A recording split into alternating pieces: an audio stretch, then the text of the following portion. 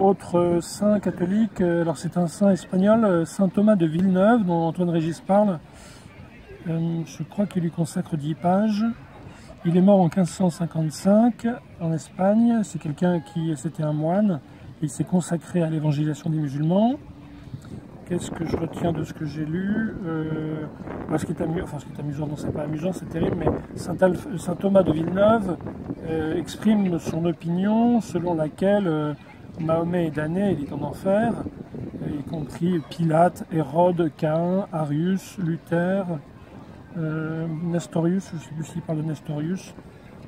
J'ai dit Pilate, Hérode, Caïn, oui voilà. Donc première chose intéressante, enfin, ça va surprendre certains catholiques parce que malheureusement on est à une époque où les gens croient que ni l'Église ni les saints n'ont parlé de certains damnés de manière nominative, mais en fait il y a consensus des pères de l'Église, notamment sur Judas. Mais Hérode est mort d'une mort subite. On parle de ça dans les Actes des Apôtres. Il a été je crois que les Actes des Apôtres disent qu'il était tué, il a été immédiatement couvert et mangé, dévoré par les vers.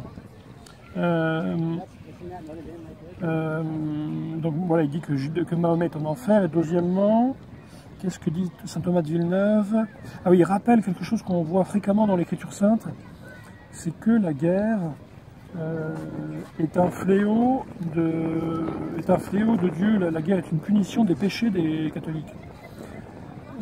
Et ça, c'est vraiment, dans l'Écriture sainte, c'est quelque chose qui a été rapporté par beaucoup de prophètes contre Israël, en demandant à Israël de se convertir de ses péchés, de devenir saint, d'obéir à la loi de Dieu, au commandement de Dieu, et que ainsi la déportation, les persécutions par les Assyriens cesseraient. Et saint Thomas de Villeneuve fait un parallèle, il applique la même chose, c'est-à-dire qu'il dit aux catholiques, convertissez-vous, devenez des saints, obéissez à Dieu. Et ainsi, les persécutions que vous avez par le tel calife, par l'islam, cesseront.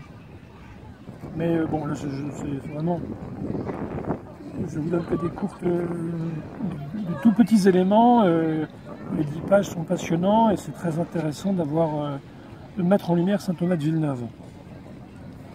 Pour acheter le livre, je vous incite à le faire sur le site de l'éditeur, éditiondmm.com. Le livre a été publié par les éditions Dominique Martin Morin.